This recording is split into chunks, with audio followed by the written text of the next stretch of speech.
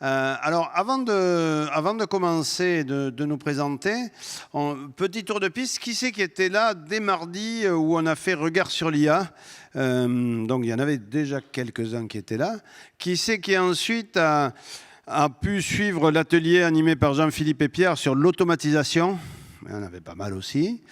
Ensuite, qui c'est qui était à l'atelier C'est pas sorcier avec Nicolas et Chloé? Il y en avait aussi, souvent les mêmes. Qui c'est qui était sur les récits ce matin? Ouais, Elia. Et qui c'est qui était à présentation de Sam on the Beach avec Benoît? Ouais, d'accord. Donc il y en a quand même. Vous avez entendu parler d'IA pendant 3 jours, là, sérieusement. Donc on sait, parce qu'on s'est rendu compte un peu que, notamment sur la position philosophique, stratégique par rapport à l'IA, on a tous un peu abordé ça. Donc il y a par rapport à ce qu'on avait prévu, on va aller un peu plus vite sur certains points. L'idée de cet atelier, le dernier, c'est plus d'être dans l'opérationnel.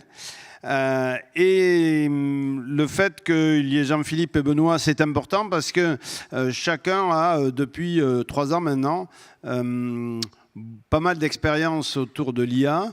Benoît, parce qu'en tant que formateur, tu me disais 1300 stagiaires depuis la fin 2022, la fin 2023, pardon.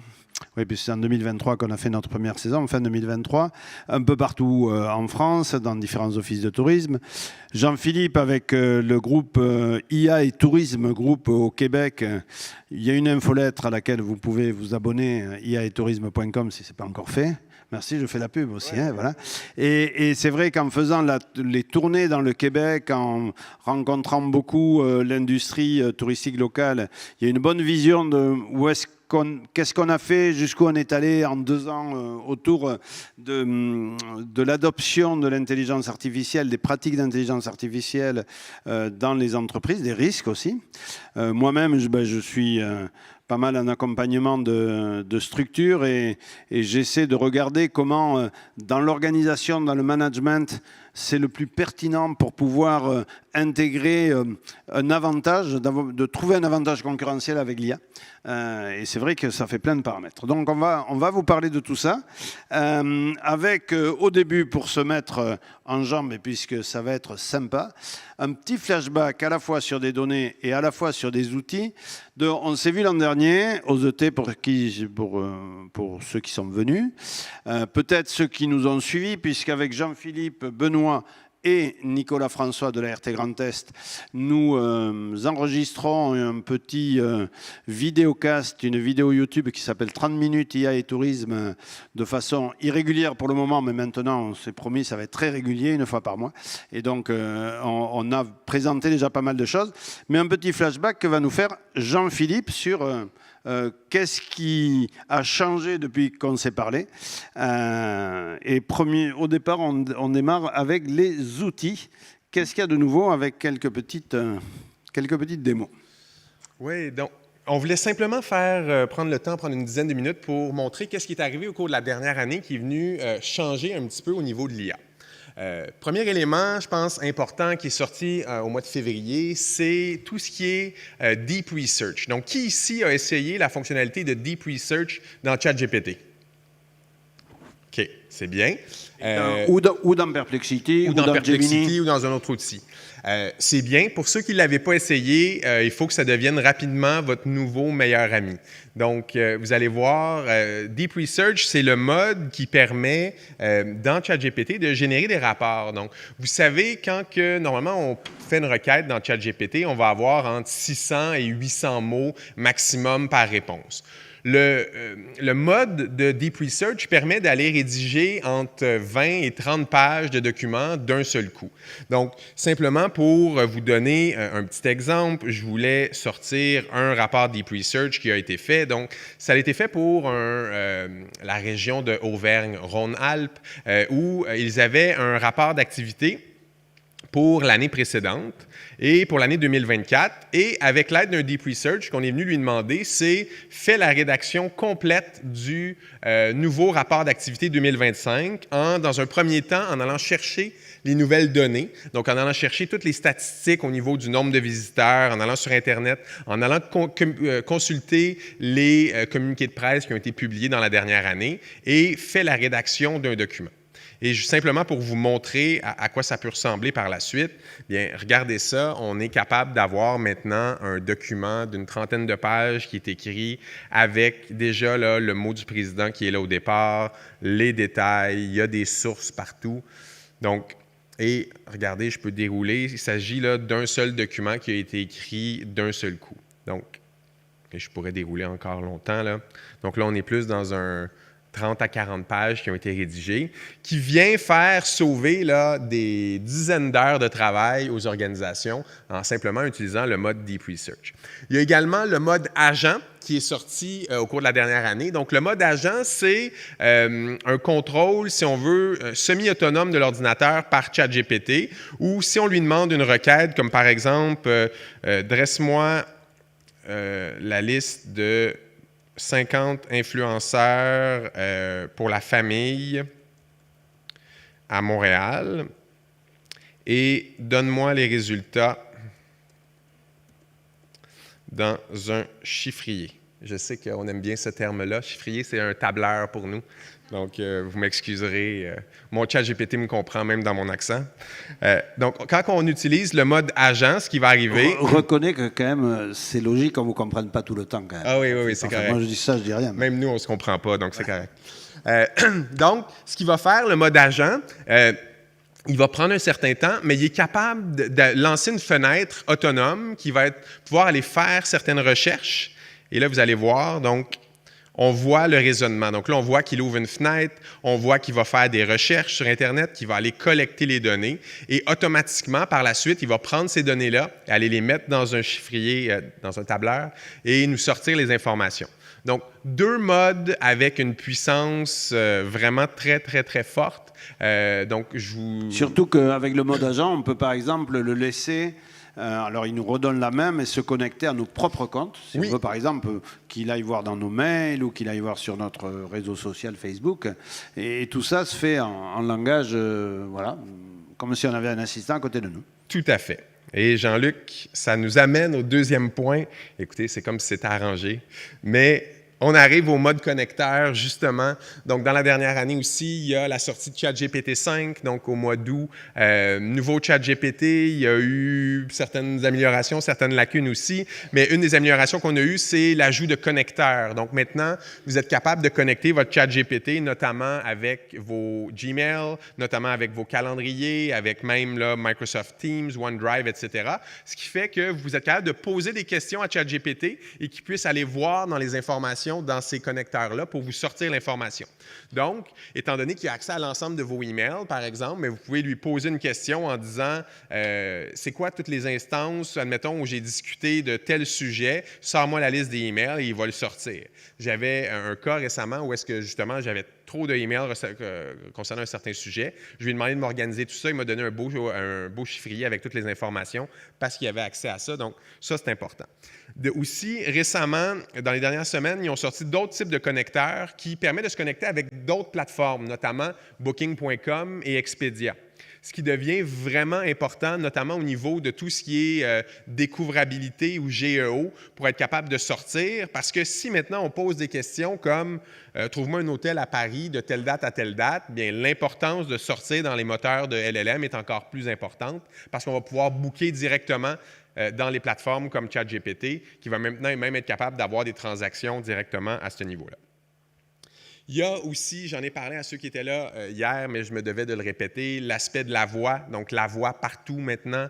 La voix en 2025 est devenue vraiment très importante. Donc, que ce soit avec des outils comme Whisperflow, où vous êtes capable de dicter donc directement dans n'importe quelle application et qui va bien reconnaître encore vraiment mieux que Siri. Donc, je vous donne un exemple. Bonjour Jean-Luc et Benoît, j'espère que vous allez bien. Je suis bien heureux de faire cette présentation-là avec vous aujourd'hui. Au plaisir de se reparler. Et tout de suite, vous voyez, on a donc la mise en page qui a été faite. Donc, la voix est importante là. La voix est aussi importante maintenant dans ChatGPT où, dans la dernière année, on a eu vraiment un niveau de réalisme dans la voix, dans les communications, qui est outre ce qu'on avait dans la dernière année. Quand vous allez sur le mode de voix avancé, vous êtes capable d'avoir vraiment des conversations. Et là, vous m'excuserez, j'ai entraîné ma voix à ce qu'elle ait l'accent québécois, mais... Salut Lily, comment ça va? Allô, JP, ça va super bien, merci. Et toi, comment tu vas aujourd'hui? Ça va super bien. Je suis à Pau en ce moment en train de donner une conférence sur l'intelligence artificielle. Est-ce que tu pourrais dire bonjour à tout le monde, s'il vous plaît? Bonjour tout le monde! J'espère que vous passez un super bon moment avec JP. C'est vraiment le fun de vous parler.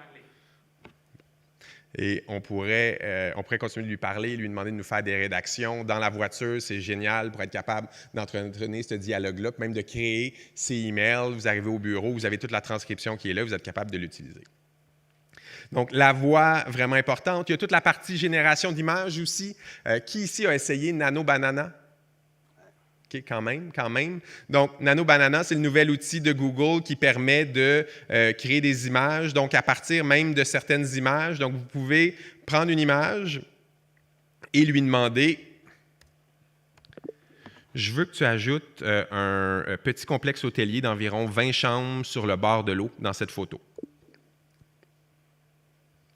Et ce qu'on ne voyait pas avant, il y a quelques mois, c'est quand on faisait des requêtes comme ça, il repartait de zéro et l'image qu'on avait ne ressemblait pas du tout à l'image qu'on avait au départ. Dans ce cas-ci, regardez la photo originale et là, on est rendu avec ce petit complexe-là qui a intégré directement dans la photo. Et on est capable d'y aller à plusieurs, de renchérir. Et là, regardez, je veux que tu ajoutes maintenant une terrasse sur l'eau d'environ une vingtaine de tables. Je veux que tu aies certaines lumières pour illuminer en soirée. Et là, on est capable de partir d'une image et de l'améliorer là, sans cesse. Vous allez voir. Sachant que ça va beaucoup plus vite qu'avec ChatGPT. Hein? Oui, exactement. Et là, regardez, on a le même complexe hôtelier, il nous a ajouté ça. Je pourrais lui demander de le faire en hiver, j'aurais pu lui demander plein d'autres fonctionnalités. Et c'est là qu'on est capable de bâtir. C'est des frais qui, avant, on devait aller voir des firmes d'architecture. Donc, nous, on a travaillé sur un projet développement d'un aquarium. Ça nous a coûté 15 000 en frais d'architecture. On est capable de le faire avec un outil. Oui, et puis il y a aussi ce qui arrive très souvent en office de tourisme, c'est qu'on a la photo du prestataire où on a la chambre du gîte qui est vide, le lit qui est défait. Avant, c'était compliqué. Maintenant, il suffit d'habiller, de mettre une valise dans un coin, un livre sur le lit et de la rendre vivante, quoi, en fait. Ouais. Ça, c'est... Ensuite, même chose, donc là, on a vu les images vidéo, mais c'est les images photo, on est rendu à la même place au niveau de la vidéo. Donc là, on est capable d'utiliser Sora 2, le nouveau modèle vidéo. Est-ce qu'il y a des gens qui ont essayé Sora 2 dans la salle? Non? Quelques-uns? Oui. Donc, Sora 2, c'est qu'on est capable de lui donner, il prend 15 secondes d'entraînement sur notre voix, nous, comme portrait, et il est capable de générer des vidéos d'un réalisme quand même assez impressionnant. Donc, je vais vous montrer deux exemples. Premièrement, celui-ci.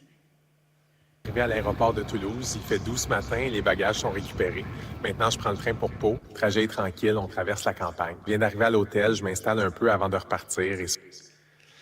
Donc, ça, c'est simplement basé sur 15 secondes d'entraînement. On est même capable d'aller chercher d'autres avatars publics pour faire d'autres types de vidéos. Alors, comment tu as trouvé les rencontres du tourisme cette année? J'ai adoré, c'était super inspirant, plein de bonnes discussions. Moi aussi, je suis d'accord.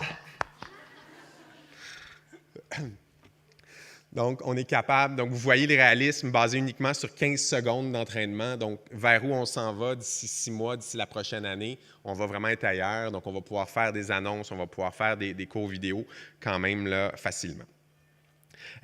Simplement, je vais passer rapidement. Notebook LM, vraiment un super bel outil de Google. Vous pouvez donner une grosse base d'informations. Il est capable d'analyser, vous faire des podcasts. On a eu beaucoup plus de contrôle maintenant. Donc, un outil de Google qui vaut la peine de tester. Il peut vous faire des quiz, il peut vous faire des cours vidéo maintenant qui sont quand même assez impressionnants.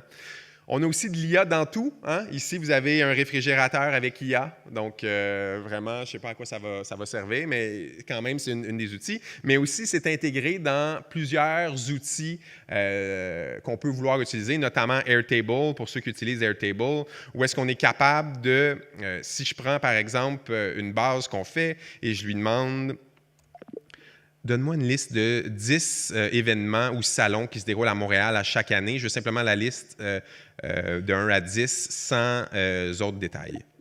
Simplement vous montrer comment c'est intégré dans tout maintenant. Et on peut prendre des outils comme Airtable et coller les informations et lancer des agents IA automatiquement que... Oh, attendez, donnez-moi un instant. Donne-moi la liste sans numéro. Je vais simplement vous montrer comment l'IA est rendue intégrée dans absolument tous les outils maintenant. Et il n'a pas compris, hein? Je vais simplement en prendre 2. Donc, ou 1. Simplement pour vous montrer qu'on est capable de coller n'importe quel événement et que là, vous voyez, ça dit recherche sur le web. Et là, on lance des agents IA qui vont faire des recherches, nous sortir les URL. On aurait pu y en donner 10. Normalement, il est capable d'aller toutes les faire en même temps. Donc, l'IA est vraiment intégrée partout en même temps. Puis là, ça vous donne un résultat qui ressemble à ceci. Puis vous êtes capable de déclencher des actions, d'envoyer des emails, etc. Donc, l'IA peut s'intégrer dans n'importe quel des outils que vous pouvez vouloir utiliser. Et on a, au final, toute une section maintenant qui s'appelle le vibe coding, si vous avez entendu parler, notamment avec Lovable, où est-ce que vous êtes capable de créer des web apps, de créer des sites web, de la même manière que discuter avec ChatGPT. Donc, vous lui dites, j'ai besoin d'un site web sur tel sujet, bâtis-le, ou j'ai besoin d'un web app qui permet de gérer mes membres, par exemple. Et des outils comme Lovable sont capables de créer le web app au complet.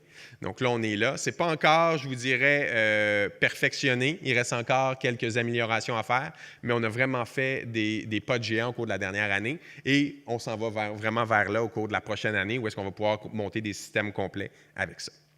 Donc, ça fait le tour des nouveautés en termes d'IA, simplement au cours de la dernière année. Merci JP. Benoît, en termes d'un peu de chiffres, alors d'abord, des études sur l'IA, on en voit tous les jours. Il y en a qui disent qu'il y a 50% des voyageurs qui utilisent l'IA pour voyager. Amadeus qui dit c'est 4%. Donc en fait, là, on a des chiffres qui sont à peu près justes. Ben là, j'ai choisi vraiment Ipsos, quoi, parce que c'est vrai que c'est important. Alors, ils ont fait plusieurs études pour plusieurs acteurs. Mais je préfère m'appuyer là-dessus. On voit quoi? Ce qui est intéressant, c'est de se rendre compte que c'est vraiment l'usage personnel qui a augmenté. On est à 40% aujourd'hui d'augmentation sur un an. C'est quand même assez énorme. Mais par contre, on voit une vraie différence entre les 18-24 ans où on en a 85% qui y sont. Pour ceux qui ont des enfants et tout ça, vous voyez bien qu'on y va, et qui ont un certain âge déjà, on y va rapidement. Et après, ça diminue assez rapidement. C'est-à-dire que les 25-34, 63%, et juste un tiers en fait, des plus de 35 ans. Et ça, moi, je le vois aussi quand on intervient dans une structure où tous les jeunes, ils sont allés sur l'IA, ils ont testé tout ça. Et par contre, après, ils ont une vraie, je ne dirais pas une expertise, mais ils ont un usage de l'IA. À l'inverse, par contre, des fois, il manque un peu d'expertise sur la dimension touristique. Et c'est ça qui est assez intéressant, c'est ce croisement un peu de génération qu'à mon avis, il faut bien réfléchir pour organiser à l'intérieur des structures. On voit aussi que 73% des messages échangés sur ChatGPT étaient liés à des usages non professionnels. C'était 53% un an plus tôt. Donc vraiment, ça augmente en volume aussi. Donc attention au pourcentage là-dedans. Après, quand même, on a un usage qui est assez basique. C'est-à-dire que quelque part, on a remplacé le moteur de recherche par une demande directement.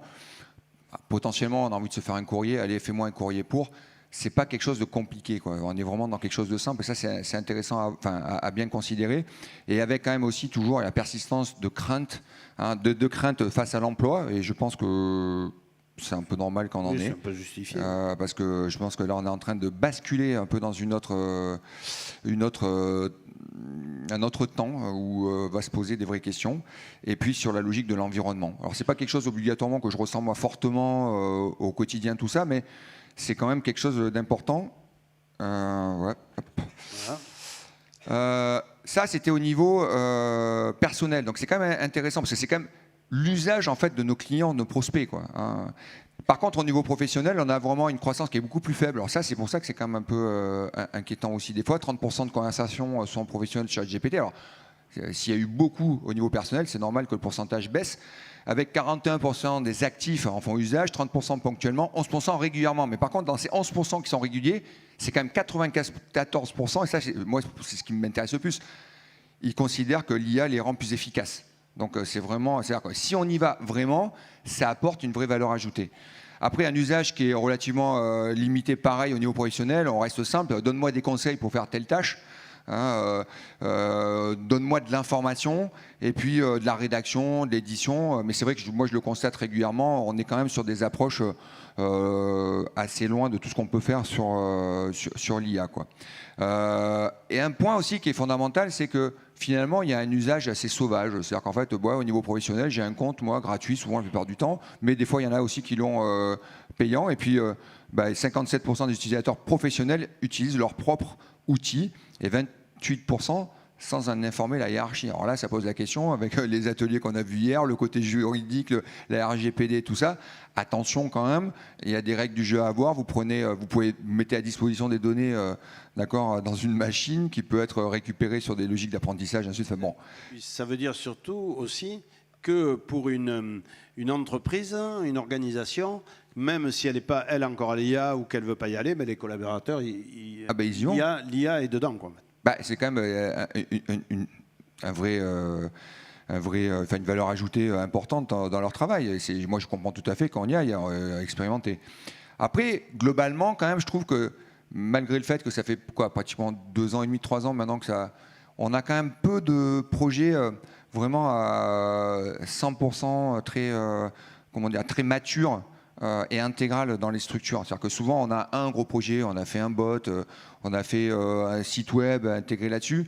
Par contre, d'avoir vraiment un projet global abouti, en fait, on va en parler juste après, mais c'est pas quelque chose d'évident, en fait, hein, même si on va voir comment on démarre là-dessus. Et moi, ce que je retiens aussi qui est important, c'est en fait, on ignore le champ du possible.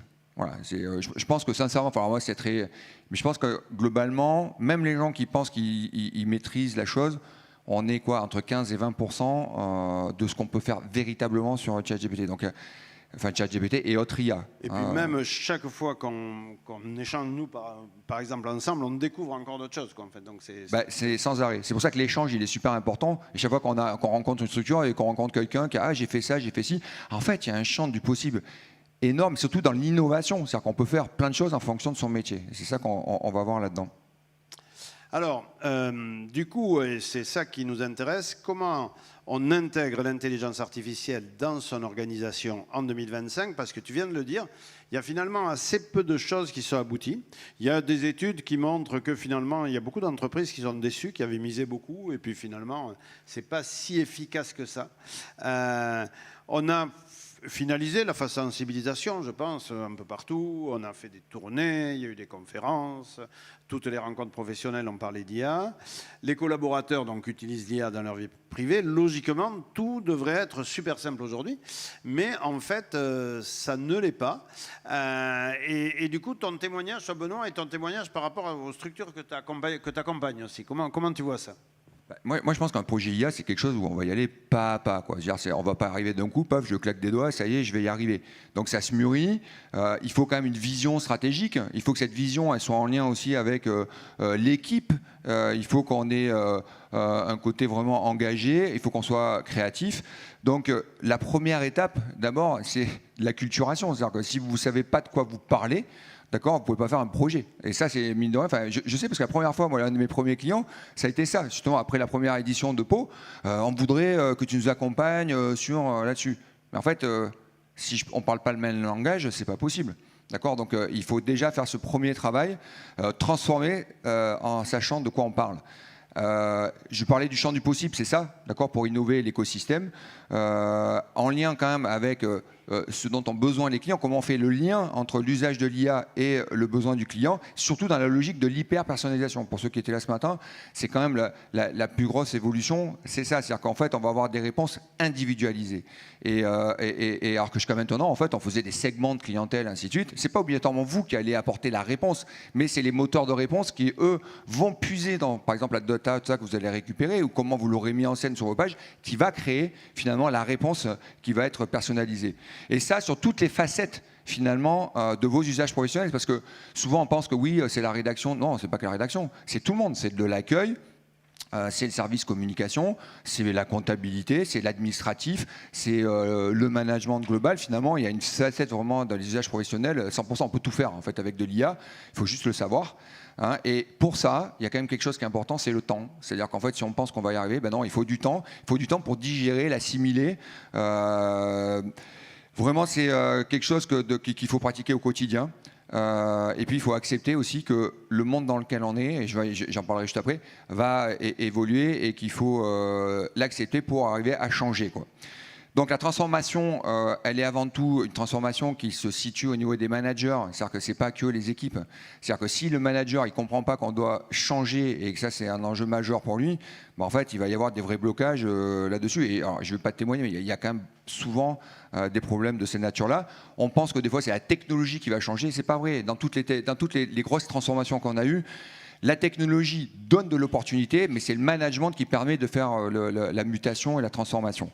Donc il faut changer de posture face à l'intelligence artificielle, il faut favoriser vraiment l'expérimentation, c'est-à-dire qu'on invente au jour le jour ce que va être demain avec de l'IA. Enfin, j'ai l'impression que depuis 2 ans, moi j'ai bossé pareil quand je te vois, tout ça, enfin quand je vous vois, on est tous les jours à expérimenter, puis il y a des trucs qui ne marchent pas, puis il y a un truc qui ne marche pas à un moment donné.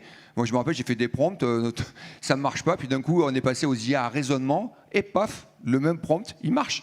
D'accord? Donc ça veut dire qu'il faut y aller. S'il ne marche pas, pourquoi il ne marche pas? Comment je peux le rectifier? Tout ça. Donc il faut expérimenter et il faut vraiment, à force d'expérimenter, on gagne en compétences. Hein, c'est pas que les formations, loin de là. Hein, c'est un premier élan, mais on va avoir une approche vraiment comme ça, très constructive. Il faut, dans ce cas-là, bien sûr, encourager les équipes, encourager la curiosité. Et puis c'est aussi une source de créativité, parce que finalement, vous avez un outil dans les mains où on pouvait... Avant, ça mettait 15 jours, 1 mois pour faire certaines choses. Là, aujourd'hui, vous le faites dans mon métier. Les choses que je faisais en 15 jours, 3 semaines, je les fais en 20 minutes. Donc, je peux en faire beaucoup plus. D'accord? Ou là, je prenais un exemple aussi. C'est-à-dire qu'on peut faire un jeu de piste aujourd'hui en 5 minutes. Donc, ça veut dire que demain, si je veux faire 10 jeux de piste dans une journée, ben, je fais 10 jeux de piste dans une journée. J'en fais pour telle cible, telle cible, telle cible, sur tel thème. D'accord? Donc, pour les familles, pour la randonnée, sur un thème de la faune, de la flore, ainsi de suite. J'en fais comme jeu, donc ça change quand même la donne à ce niveau-là. Donc il faut vraiment encourager ça et le faire aussi dans une logique éthique. Voilà, c'est-à-dire qu'on ne peut pas faire ça n'importe comment. Là, ça pose la question quand on change les photos aussi. Justement, tu vois, tout à l'heure, tu montrais les photos.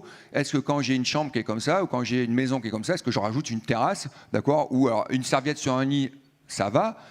La question à un moment donné, si je commence à rajouter d'accord, la douche alors qu'elle n'existe pas, ça pose un autre problème. D'accord, donc où se met vraiment cette limite je pense que c'est une vraie question là-dessus. Donc, Jean-Philippe. Ouais. Ouais, la manette ne marche pas. C'est celle-là. Simplement, donc, on a fait, avec le groupe de travail IA Tourisme, un petit sondage récemment. Donc, on a pris 400 répondants pour leur demander comment allait leur intégration de l'IA. Ce qu'on voit, c'est qu'il y a un certain clivage, un certain décalage qui se fait en ce moment entre les gens qui l'utilisent et les gens qui ne l'utilisent pas. Ça fait 3 ans maintenant là, que l'intelligence artificielle est vraiment sortie et vous voyez ici, là, ça c'était les résultats, il y a encore une grande majorité qui sont encore au niveau des connaissances de base. Donc, soit aucune connaissance, soit très peu de connaissances. Mais ce qu'on va voir, c'est que les outils vont de plus en plus vite. Tu sais, tantôt, je vous parlais de Deep Research, parce qu'on est capable de rédiger 30 pages de documents. Mais imaginez-vous la différence, puis Benoît vient d'en parler, imaginez-vous la différence entre quelqu'un qui l'utilise et quelqu'un qui ne l'utilise pas. On parle de semaines de travail qui peuvent être sauvées. Donc, ça crée ce décalage-là. En ce moment, ce qu'on voit, c'est que dans quel domaine est-ce que les gens l'utilisent? Beaucoup de gens vont venir l'utiliser au niveau de la rédaction et des communications. Donc, rédiger une lettre, rédiger un email, rédiger quelque chose. Donc, pour des outils, des utilisations quand même assez de base. Et on voit que dans la partie où est-ce que, bon, analyse de données, service client, des choses des fois un petit peu plus évoluées, ou même gestion des opérations, mais il y en a de moins en moins. Par contre, tout le monde a le goût de se rendre là. Quand on regarde vers où les gens veulent aller, c'est quoi leur priorité, mais on peut voir que l'amélioration de l'efficacité opérationnelle et l'automatisation des tâches répétitives, bien, ça reste en tête de liste. Mais l'amélioration de l'efficacité opérationnelle et même me familiariser avec l'IA, c'est là qu'on voit que les gens répondent selon leur niveau de connaissance. Parce que me familiariser avec l'IA et automatisation des tâches, c'est possiblement aux deux extrêmes. Donc, d'un côté, quelqu'un qui veut juste savoir comment l'utiliser, alors que de l'autre, il y a des gens qui cherchent à automatiser certaines tâches. Donc, c'est là qu'on voit un petit peu le clivage se créer un peu plus. On voulait aussi vous parler des limites. Vous en avez entendu parler beaucoup, fait qu'on ne va quand même pas trop s'étaler là-dessus, mais on le sait, l'IA, c'est pas magique, hein? Ça fait encore des erreurs, il y a encore des hallucinations. Qui a vu ce qui est arrivé à Deloitte en Australie récemment? Je ne sais pas si vous avez vu. Ils ont eu un contrat pour le gouvernement pour faire une grosse recherche. Finalement, ils n'ont pas vérifié leur matériel. Il y avait des hallucinations qui étaient dedans. Ils ont dû redonner 400 000 $ au gouvernement parce qu'il y avait eu des fautes qui avaient été utilisées avec l'IA et qui n'avaient pas vérifié. OK? Donc, c'est important. Quand on utilise l'IA, il faut vérifier. Il y a encore des hallucinations et ce n'est pas parfait.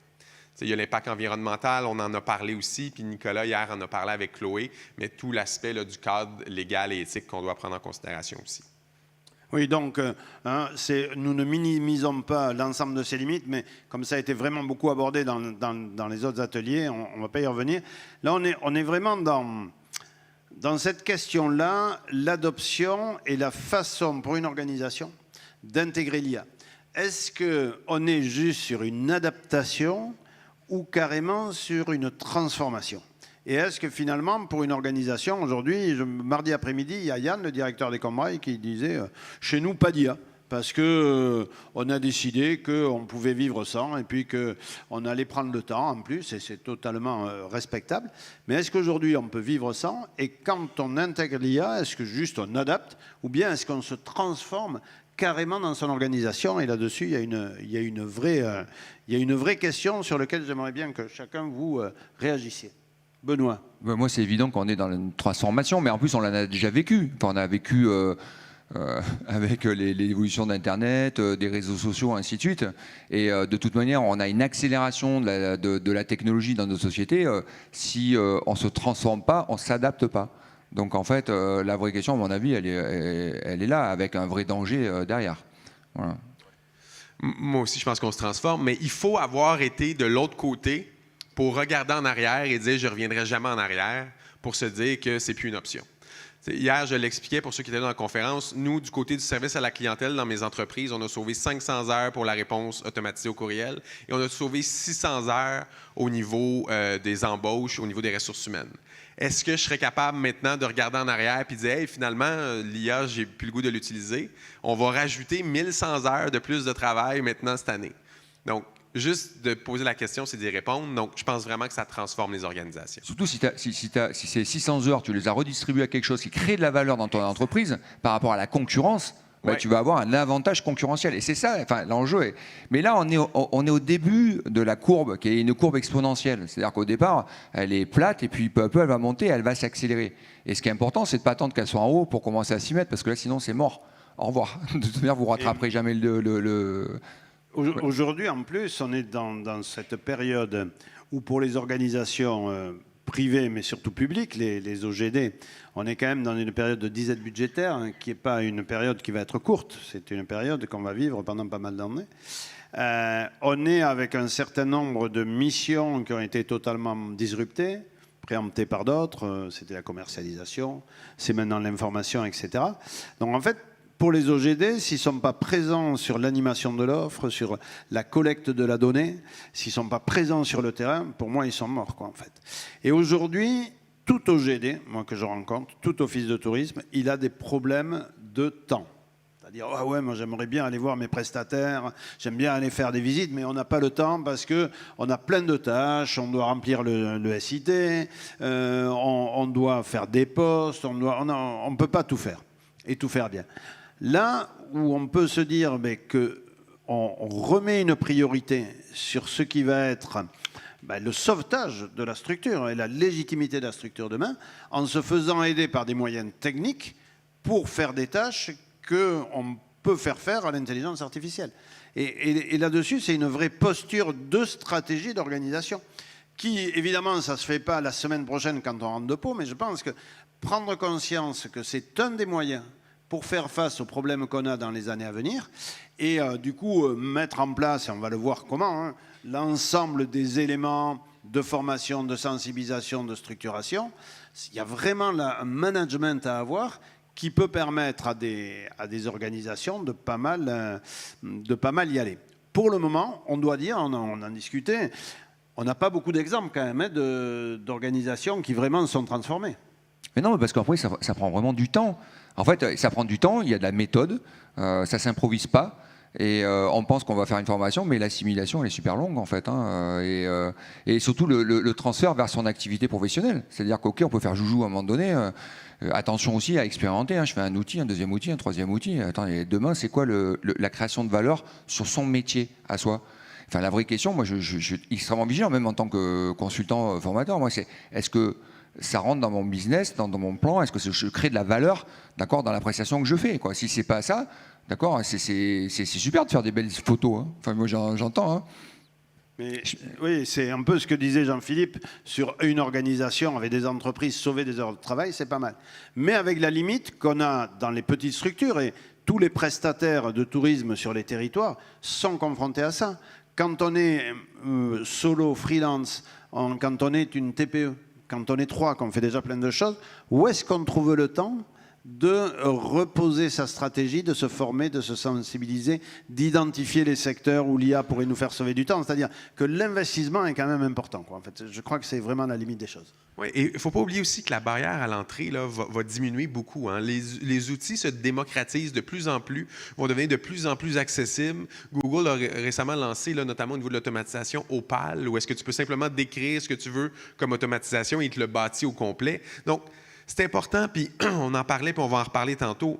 Les outils, là, c'est secondaire. Pensez au processus que vous pouvez améliorer, prenez en considération ce que vous faites et commencez par là, je pense que c'est la meilleure méthode. C'est vrai que quand on parlait de justement comment ça rentre dans les organisations, pour moi, avoir regardé dans une équipe, c'est pas forcément celui qui est le plus technophile, qui va être celui qui va être le plus agissant pour transformer l'équipe. Pour moi, les profils sont les profils des gens curieux et un peu feignants. C'est pas pour rien que Pierre Éloi, il s'occupe beaucoup s'intéresse à l'intelligence artificielle, parce que chaque fois qu'il a quelque chose à faire, il se dit comment je pourrais le faire par quelqu'un d'autre. C'est un peu ça, quoi, quelque part. Et donc, moi, j'ai travaillé avec des équipes où finalement, dans le groupe, on en parlait tout à l'heure, de faire des petits labs ou des équipes dans le groupe, on se retrouve avec des personnes qui n'étaient pas du tout, qu'on n'imaginait pas, qu'on n'aurait pas identifié comme ça, si on parle que de technologie. Mais en fait, on ne parle pas que de technologie. On parle d'identifier les tâches qu'on peut simplifier, inventer des choses. Donc, il faut vraiment avoir ces compétences-là, ces traits de caractère-là. Et ça, en management, c'est extrêmement intéressant, d'aller chercher les personnes qui correspondent bien. Non, et surtout, ce qui est intéressant, moi, je trouve, c'est que c'est l'expertise métier qui, mis dans l'intelligence artificielle, apporte les meilleurs résultats. C'est-à-dire que si vous ne connaissez rien au métier, vous pouvez prendre la meilleure IA, vous aurez quelque chose de standardisé, d'accord, et qui n'aura pas d'intérêt. Donc tout le travail, c'est que les gens qui ont une vraie expertise, et ça pose le problème avec les jeunes aussi. C'est-à-dire que les jeunes qui arrivent et qui n'ont pas encore l'expérience, mais qui connaissent un peu l'IA, est-ce qu'ils vont arriver véritablement à développer des choses performantes? S'ils travaillent et s'ils aident, et c'est pour ça qu'on a eu sur la Côte d'Azur, par exemple, le CRT Côte d'Azur, un travail de référent, d'accord. Donc quelque part, il y a un référent IA, et puis en même temps, il y a presque un référent tourisme. Et en fait, ça se croise. Et c'est ça qui est intéressant, c'est de dire, oui, je vais t'aider et moi, je vais te donner les clés du métier. Voilà. Et là, à mon avis, ça veut dire qu'on travaille dans des logiques de dynamique. Et ça, c'est là-dessus qu'il faut, à mon avis, réfléchir. Alors, très concrètement, comment on passe à l'action? Par où on commence? Est-ce que c'est déjà trop tard? Moi, je ne pense pas. Mais vraiment, là, on va essayer de vous donner un peu une méthode. Alors, c'est toujours une méthode, il faut l'adapter, etc. Je te laisse commencer, Benoît, sur un peu comment y aller, quoi, en fait. Mais ça, on l'a dit. Ouais, alors déjà, la première chose, c'est quand même aussi, il y a un point qui me paraît fondamental, c'est de dire, arrêtez de penser que l'office du tourisme de demain, c'est pas celui d'hier qui sera juste plus efficace. Cela, c'est la première des plus grosses erreurs. En fait, il sera fondamentalement différent. C'est-à-dire qu'en fait, on est en train d'inventer le tourisme de demain. Et donc, si on se dit, ah, c'est chouette, j'ai fait l'IA, cette tâche-là, je la fais super bien, mais non, mais ta tâche, ça se trouve, elle ne sert plus à rien pour demain. Parce qu'on va tout repenser et tout organiser. Donc là, ceux qui vont aller dans cette logique-là, en fait, en 2024, on disait, allez adopter l'IA. C'est vrai qu'en 2025, on commence à entendre, si vous n'y allez pas, d'accord, vous allez peut-être pas continuer à exister. Donc la question de la création de valeur dans les restrictions budgétaires, ça c'est un élément important. Là-dedans, j'avais repris, on en a parlé un petit peu, donc je vais aller assez vite là-dedans. C'est vrai que quand on a l'adaptation de l'écosystème client, c'est-à-dire que le client, lui, il va avoir des assistants personnels, il a des attentes et des pratiques, il y a les moteurs de réponse. En fait, à partir du moment où il y a ce changement dans l'écosystème, vous devez revoir votre back-office pour répondre à cet écosystème. Vous ne pouvez pas travailler de la même manière qu'avant. D'accord ? Ce n'est plus les moteurs de recherche, c'est des moteurs de réponse. Donc, si vous faites les réponses par rapport aux moteurs de recherche, vous passez à côté de la plaque. On a aussi sur la data, c'est pareil, ce que je disais, c'est que j'en ai parlé ce matin un petit peu, bon, c'est quelque chose mais on pourrait passer 2 heures sur la data, comment on travaille la data, comment on la collecte, où est-ce qu'on va la collecter, de quelle forme, ainsi de suite. Donc ça, c'est un enjeu qui est complètement majeur et que si vous ne travaillez pas la data, vous apporterez jamais l'hyper-personnalisation. D'accord, qui ne se fera sûrement pas par vous, par les moteurs de réponse, mais n'empêche que c'est ça qu'il faut travailler. Mais par contre, quand vous allez la collecter, il faut avoir en tête que vous allez le faire peut-être pour 200, 300 segments de clientèle. Donc, c'est même plus un segment. En fait, c'est des personnes, quoi. Donc, en fait, le métier du tourisme se transforme, le monde du tourisme se transforme. Et vous, est-ce que vous vous transformez? Est-ce que vous l'accompagnez? D'accord. Donc, vous ne pouvez pas laisser faire sans cohérence et contrôle. Ne pas garder le cap aussi sur la création de valeur. C'est-à-dire qu'en fait, plus vous allez avoir des outils, tout ça, pourquoi je le fais? Qu'est-ce qui est important? Et ce qui est important, c'est l'expérience touristique. Et je pense que plus on va être dans ce chaos quand même d'innovation, tout ça, jamais oublier que les gens, ils viennent sur votre territoire pour vivre des émotions. D'accord? Et que s'ils sont capables de mettre de l'argent et de venir de très loin pour ça. D'accord? Et que l'IA, c'est qu'un outil au service de ça, quoi. D'accord? Et ça, si on le perd, parce que moi, je l'ai vu à certains moments, on peut vite le perdre. D'accord? On ne sait même plus pourquoi on fait les choses.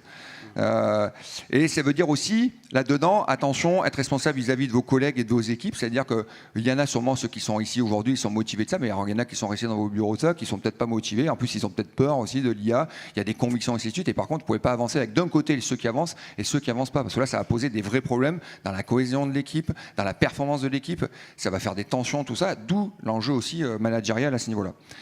Donc, c'est à prendre en considération. Ça veut dire aussi poser un cadre. Ça veut dire les chartes IA. Ça veut dire une politique interne.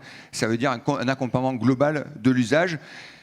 En fait, la question, moi, j'aime bien la phrase de la fin, la première et la dernière que j'avais mis là, c'est on peut être pour ou contre. Il y a des gens, moi, je vois sur LinkedIn, je ne participe pas à ça. Quand il y en a, oui, non, l'IA, arrêtons de perdre du temps. Elle est là, l'IA.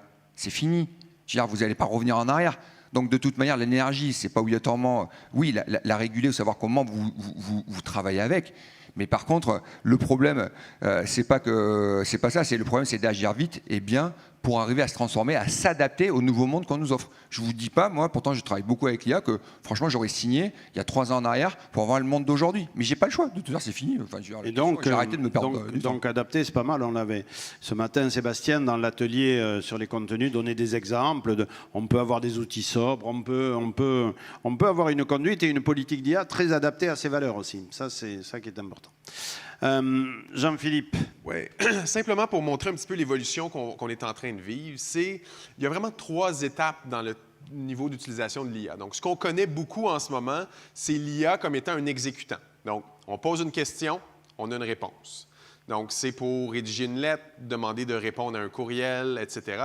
C'est à peu près 90% de l'utilisation en ce moment que les gens font de l'intelligence artificielle qui est vraiment là comme un exécutant. Donc, on pose une question, on a la réponse.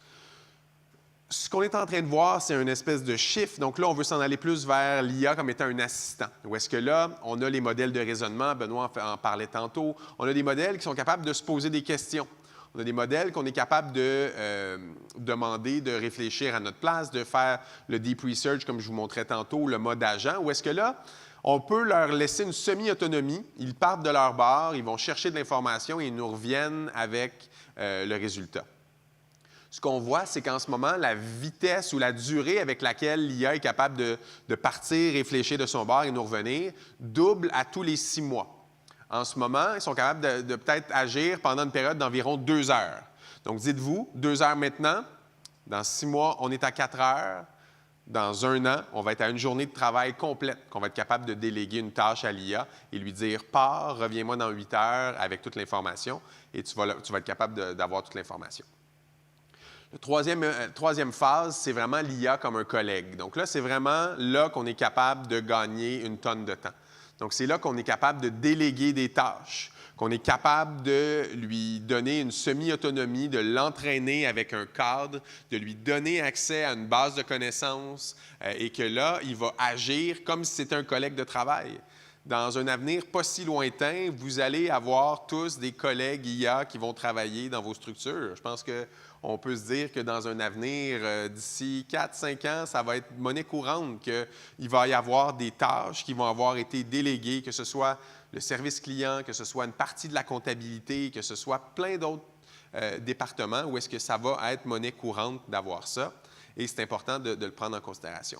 Pour ceux qui étaient là hier, j'en ai fait mention, mais c'était important d'avoir cette mentalité-là de AI First. C'est quoi AI First? Mais c'est de mettre l'IA là où elle est bonne en avant et mettre l'humain là où il est bon pour certaines tâches. C'est la combinaison des deux. C'est de revoir justement chacune des forces de l'humain et de l'IA pour revoir ces processus, les repenser et les adapter. Donc, hier, je mentionnais comment nous, dans notre organisation, on a tout revu notre processus d'embauche. Donc, cette année, on a reçu 550 applications pour travailler dans mes entreprises. On a revu le processus au complet avec l'IA au centre qui analysait les CV, qui faisait la partie de communication, d'envoi de emails, etc. Ça nous a fait sauver 600 heures. Donc, c'est ça qu'il faut que vous fassiez. Revoyez vos processus, repensez à vos processus, regardez ce qui prend du temps dans vos organisations et adaptez-le à la sauce IA dès maintenant. Alors, concrètement, on commence par quoi? Et si vous avez à proposer à votre conseil d'administration, à votre comité de direction, de dire on a une stratégie IA, par quoi on commence? Alors, Benoît, toi, tu vois ça en 10 points. Et avec Jean-Philippe, on a voté pour. On a dit c'est bien, c'est clair. En fait, oui, parce que c'est toujours les top 10 ou les 10, ça permet de clarifier les choses. Hein. Donc, on a essayé de poser ça comme ça. Première chose, comprendre. Acculturation, former toute l'équipe en continu. C'est pas juste un one-shot. Moi, je le vois aussi on parlait de Saint-Jean-de-Mont, par exemple, où il y a eu quand même 4 sessions de formation. Et à partir du moment, là, ça y est, ça devient mature. On peut véritablement poser un projet. On rentre dans la transformation. Mais s'il n'y a pas l'acculturation, ce n'est pas possible. Donc, c'est vraiment un approfondissement sur toutes les sphères aussi. C'est-à-dire qu'aussi bien du conseiller en séjour à la direction et sur les métiers. Donc, vraiment, il y a cette approche-là. Il y a la logique de co-construire en fait une charte d'éthique. Est-ce qu'on est d'accord sur ce qu'on va travailler, quoi, d'accord? Comment on va travailler, dans quel cadre, comment on va se comporter dans telle situation avec l'usage de l'IA et tout ça, le poser. Quel moteur on va utiliser, quelle puissance on va demander, combien d'itérations on va faire. Enfin, toutes les questions qu'on peut se poser, mais il faut se les poser, il faut faire une charte, ça c'est sûr. C'est clair, d'accord. En plus, on peut la discuter, c'est intéressant. Vous pouvez demander à ChatGPT de vous aider à faire votre charte. Hein. Ça marche très bien, de toute manière, à ce niveau-là, mais il faut juste bien poser les cadres, tout ça. Après, j'en ai parlé tout à l'heure aussi, c'est veut dire, est-ce que dedans, on met vraiment une culture de l'expérimentation? C'est-à-dire qu'on y va, on met toute l'équipe et tout ça, du temps qui est dédié à ça. C'est-à-dire quand on parle des moyens, il y a de la ressource humaine. Est-ce que je suis OK, à un moment donné, pour investir dans le temps? D'accord. Et est-ce que je donne aussi l'autorisation qu'on puisse se planter? Parce que l'expérimenter, c'est j'essaye, ça ne marche pas. Ça perd du temps. Par contre, j'apprends quelque chose. D'accord. Et je vais retenter autre chose. Et après, je vais en gagner. C'est pour ça que souvent, on se forme, on dit ah ouais, c'est bon. Et puis non, en fait, on revient. Ah ben non, mais j'ai pas eu le temps. Voilà, j'ai pas. Ben oui, mais donc on n'a pas assimilé. Donc il faut véritablement expérimenter et il faut partager. C'est-à-dire qu'en fait, la victoire de l'un peut profiter à l'autre à côté. D'accord. Et pourquoi? Comment t'as fait? Ah oui, mais là, vous l'avez au quotidien. Vous l'avez pas un one shot avec un formateur qui vient de temps en temps. Donc c'est vraiment important là-dessus. C'est regarder, auditer bien sûr les usages et les données. Qu'est-ce que vous avez comme process? Par exemple, pour moi aujourd'hui, un compte-rendu de réunion, c'est 2 minutes, quoi. Si vous mettez encore 1 heure à faire un compte-rendu de réunion, c'est pas possible. Franchement, c'est 2 minutes. Moi, je fais une visio, la visio elle est finie. 3 minutes après, vous avez le compte-rendu de la réunion. Moi, le seul temps que ça m'a pris, c'est la relecture. Voilà. Donc en fait, à un moment donné, il faut que ça soit. J'ai l'exemple d'un DGS de communauté de communes. Convaincu par l'IA, mais avec une opposition très forte de ces DGA, de ces directeurs adjoints, sur l'impact environnemental, la protection des données, etc., etc. Il a acheté 2 plods vous savez, ces enregistreurs numériques qui font les comptes rendus. Et il les a confiés à ses secrétaires qui faisaient tous les comptes rendus de réunion. Et bien, ça a été déjà de ce côté-là hyper rapide parce que l'adoption, elles ont vu tout le temps qu'elles gagnaient quoi, directement. Et en fait, chaque fois que dans un service, on dit aux collègues qui ont analysé un appel d'offres Comac et qu'on préparait la commission d'appel d'offres, alors dans une collectivité ou un gros office, ça prend un temps énorme. Quand on voit comment on peut utiliser avec l'IA, on peut simplifier les choses. Là, l'adoption, elle se fait plus parce qu'on a fait identifier, on a audité, on a dit, bah, tiens, tu fais ça, toi, et tu passes du temps, mais tu ne sais pas que je peux te donner un truc assez simple et ça va te faire gagner du temps. Et là, on gagne, quoi. En fait, pour moi, ça va beaucoup plus que, ah ouais, c'est très bien, c'est joli, tu me fais une démo, mais si je le vois dans mon quotidien, c'est pas pareil. Ah mais c'est pour ça que je prends cet exemple, parce que c'est celui qui est le plus marquant. Enfin, je veux dire, et puis c'est le faire en test. Hein. Enfin, moi, je paf, on y va. Et puis ça peut être, voilà, c'est juste la transcription. Le top, c'est de récupérer la transcription. Donc ça veut dire aussi que vous, dans la façon de travailler, est-ce que vous avez la capacité de collecter la transcription? Voilà. Donc aujourd'hui, ils le font. Teams le fait. On le récupère. Il y a des outils pour ça qui sont assez simples. Ouais. Deuxième élément, c'est vraiment le fait de décider. Je définis une stratégie, j'essaye de l'aligner aussi sur ma stratégie touristique. C'est-à-dire qu'on ne peut pas faire un truc à côté. D'accord ? Ça doit servir la stratégie touristique.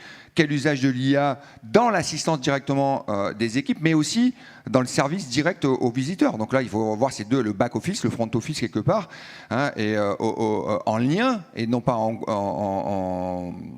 contre les objectifs de destination. Ça veut dire que là-dessus aussi, ce n'est pas une seule personne qui le fait, c'est co-construire la vision et les projets. Donc il y a un choix, vous n'allez pas tout faire d'un coup. C'est quoi ces choix-là ? D'accord, il y a des moments où on regarde quel impact, donc on peut faire des grilles d'analyse, on peut même utiliser l'IA pour faire de la grille d'analyse, sur quel type de critères, ainsi de suite. Et là, vous allez faire des choix. Est-ce qu'on va avoir des approches qui sont partagées ? Là, maintenant, ça va être le service aux prestataires, service aux membres. On va tout miser là-dessus en 2026 parce que c'est là-dessus qu'on peut gagner le plus de temps ou qu'on doit gagner le plus de temps, ou bien ça peut être à l'accueil. Mais ça, c'est évident qu'avoir une planification stratégique pour l'adoption de l'IA, c'est essentiel, quoi, parce qu'on ne va pas tout faire d'un coup. Quoi, en fait. C'est pas possible. Par contre, ce qui est important, c'est de valider comme cette vision, le budget, d'accord, et la feuille de route, quoi, parce que sinon, si vous la validez pas, et ça, les premiers acteurs qui vont financer dans le côté institutionnel, ce sont les élus. Donc on en parlera juste après, mais aussi, il faut qu'ils arrivent à comprendre quelque chose. Parce que c'est pareil, s'ils ne comprennent pas, est-ce qu'ils valident ? Donc le bénéfice et d'être pédagogique là-dessus, c'est quand même fondamental dans cette approche-là. Ça, c'est quand même une difficulté, en fait. Pour ceux qui ne sont pas partis aujourd'hui, on est dans une période où budgétairement ça va être difficile et on va expliquer que sur 2 ans, on va investir beaucoup de temps pour en gagner après. Quoi, en fait. C'est un peu ça. Quoi, en fait. Donc c'est vrai que c'est quand même un peu plus difficile. Et puis on déploie. Une fois qu'on a fait ces choix-là, il faut y aller. Donc on collecte, on structure, on enrichit les données. Donc on y va. Et quand il y aller, il y a plein de questions qui se posent et ça. Il faut faire des choix aussi. C'est-à-dire que l'action, c'est choisir aussi. Donc on va collecter des données qu'on n'avait pas identifiées au départ, mais qui répondent à nos objectifs. On va les nettoyer, standardiser, les enrichir. Moi, je crois beaucoup à l'enrichissement. C'est-à-dire qu'en fait, on va vraiment démultiplier les données. Et puis, est-ce qu'elles sont exploitables, d'accord, pour l'IA, pour vous-même, ainsi de suite.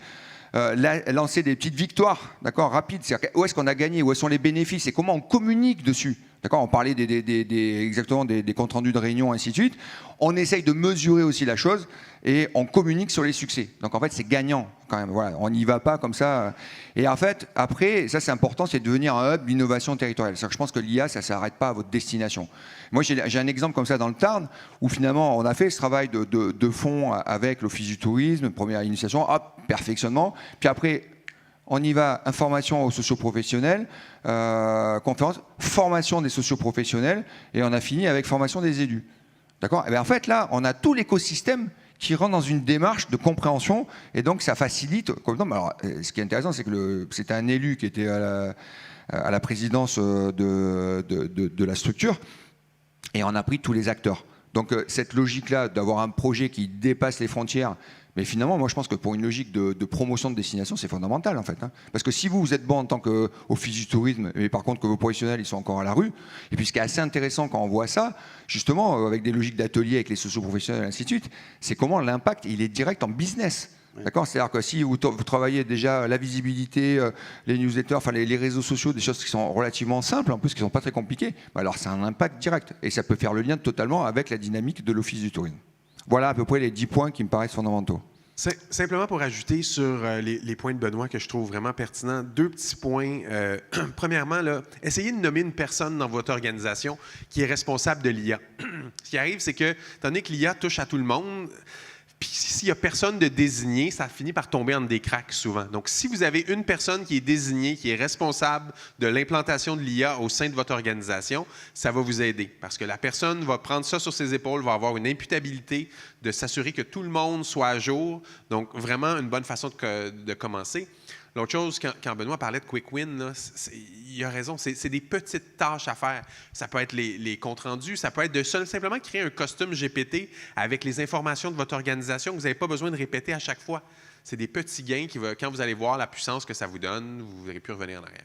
Et puis, je pense aussi que ce qui est important, en plus du responsable, c'est d'avoir dans l'organisation de suite une communauté de pratique ou un lab, c'est-à-dire quelques personnes qui ont envie. Oui. Mais en fait, il faut vraiment qu'elles aient envie. Il ne faut surtout pas dire, d'après moi, ben, je veux absolument, au marketing, tu m'envoies quelqu'un, et puis tu m'envoies quelqu'un à l'accueil, et puis donc on désigne.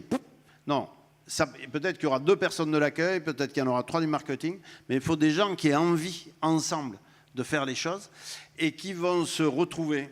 Je me rappelle que l'an dernier, on parlait dans les cantons de l'Est, au Québec, ils faisaient des lunchs d'échanges où ils se donnaient des infos. Nous, c'est ce qu'on fait, en fait, quand on enregistre nos émissions. On se donne plein de tuyaux, nos découvertes, etc. Et c'est ça qui fait avancer tout le monde. Les communautés de pratique dans l'IA, c'est extrêmement important. Et encore une fois, pas forcément avec les technophiles, avec ceux qui ont envie.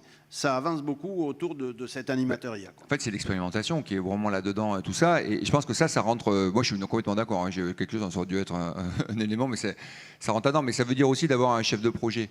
D'accord ? Quand je parle d'un projet, c'est quelqu'un aussi qui en a la responsabilité. Et il a des objectifs stratégiques, opérationnels, avec des KPI, et ainsi de suite. Et l'animation, elle rentre dans ce projet. D'accord ? Je pense qu'il faut vraiment considérer que comment on évalue l'animation, d'accord, la mise en vie, en fait, de cette dynamique autour des pratiques. Simplement quelques points à garder en tête. C'est important, on se le répète à chaque fois, mais on va quand même le redire. C'est un outil qui est extrêmement puissant. Il faut que ça reste au service de l'humain, toujours, toujours, toujours. Il y a aussi un dicton qu'on aime bien appliquer. Ce n'est pas parce qu'on peut qu'on doit. Tantôt, je vous ai montré comment on peut manipuler des images, etc. La bonne utilisation et le jugement est tout le temps de mise avec l'intelligence artificielle. Donc, ce n'est pas parce qu'on est capable de le faire qu'on doit le faire. Pour vous donner un exemple, ce que je vous montrais tantôt pour manipuler des images, ça peut être vraiment bon si vous développez un projet et que vous n'avez pas d'image qui n'existe de ce que vous faites. Fait qu'admettons que vous êtes le parc Omega au Québec, par exemple, ou est-ce que vous voulez faire un nouveau projet avec de l'hébergement, puis que ça n'a pas encore été construit, vous pouvez prendre une image, la modifier et la mettre. Par contre, une fois que ça a été fait, l'authenticité en tourisme reste extrêmement importante. Donc, on va vouloir avoir des vraies images, donc c'est important, ce n'est pas parce qu'on peut qu'on doit. On doit perdre du temps avant d'en gagner, on le répète depuis longtemps, c'est important en IA, vous allez perdre du temps au départ. Okay? Mais une fois que vous allez devenir de plus en plus apte avec l'IA, vous allez voir que vous allez sauver beaucoup de temps et on est encore juste au début. Tout ce qu'on vous a présenté aujourd'hui, la technologie, tout ce qu'on vous a dit, c'est le pire que la technologie ne va jamais être. À partir de maintenant, ça va juste aller de plus en plus vite. Et en conclusion du coup, provisoire, alors on a mis conclusion provisoire parce que c'est celle de cette année, on en reparlera l'an prochain. Alors tout d'abord, une question de posture. Oui, moi je pense que c'est vraiment une question de posture. C'est l'avènement de l'IA. C'est une contrainte qui pourrait vraiment s'avérer, qui peut se transformer en belle aventure en fait, humaine. Et je pense que c'est important de basculer là-dedans. C'est-à-dire qu'on peut avoir des peurs, ainsi de suite, mais essayer de positiver, de dire mais viens, je t'emballe, je t'amène, on y va. Et en fait, je trouve que plus on avance là-dedans, et je le vois avec certaines équipes aussi, il y a vraiment de la créativité, il y a de l'innovation. On peut faire des choses où avant on mettait, je sais pas moi, 3 semaines, un mois, faire un truc. Là, on peut le faire dans la journée. D'accord, moi je prends un exemple aussi quand on parlait, c'est que quelque part on pourrait avoir 20 stagiaires chacun. Alors c'est vrai que c'est pour ça qu'en management ça change. Mais si demain vous avez 20 stagiaires, tant que tu parlais tout à l'heure, à qui on peut dire tiens tu fais ça, ben, on peut tester, on peut faire des choses. Le champ du possible il est énorme. D'accord, donc on peut le vivre comme quelque chose de vachement positif, quoi. Et je pense que c'est dommage que des fois on bloque un peu là-dessus. Vers où on s'en va? Oui, si on regarde l'évolution, puis justement vers où on s'en va, bien, premièrement, on a de plus en plus de personnalisation au niveau de notre contact avec l'IA. On le voit notamment dans ChatGPT, dans les autres outils aussi. Donc, on est capable d'avoir la mémoire, d'avoir des données spécifiques. Il nous connaît de plus en plus. Si jamais vous avez du temps à perdre un soir, là, faites juste poser la question à ChatGPT basée sur tout ce que tu connais de moi. Fais-moi une lecture brutale de ma personne et dis-moi c'est quoi mes enjeux personnels. Et vous allez être assez surpris du résultat de voir à quel point il vous connaît. Okay? Donc, la personnalisation, on est vraiment rendu là. Ensuite de ça, il y a tout l'aspect multimodal, donc voix, vidéo, on l'a vu tantôt, les images, tout ça, dans le fond, on va former un tout. On va être capable de communiquer avec l'IA de plusieurs façons. Ensuite, il y a les barrières technologiques qui diminuent. Donc, de plus en plus aussi, on va être capable d'expliquer en termes simples c'est quoi nos enjeux et de lui demander de nous trouver des solutions, de nous demander d'automatiser certains processus. Donc là aussi, on s'en va là. C'est des grosses avancées qu'on va voir dans la prochaine année. Et dernièrement, c'est justement tous les agents IA. Quand on combine tout ça, à quoi ça ressemble? Bien, dites-vous, pour ceux qui avaient vu Iron Man, là, ça ressemble un peu à Jarvis, l'assistant qui est capable de faire plein de choses. C'est un petit peu ça la vision qu'on a. Donc, quelqu'un avec qui on est capable de parler, qui nous connaît bien, qui peut trouver des solutions. Bien, je vous dirais que dans un avenir pas si lointain, on s'en va vers ça, puis ça va être une réalité. Et pour moi, en fait, même s'il y a, comme disait Benoît, plein d'angoisses, plein de questions, je trouve qu'on vit un moment magique quand même, parce que on peut innover, on peut se battre pour contrôler aussi, parce que quand même, un des vrais enjeux demain, ça va être d'avoir le pouvoir sur l'IA et de garder le pouvoir sur l'IA.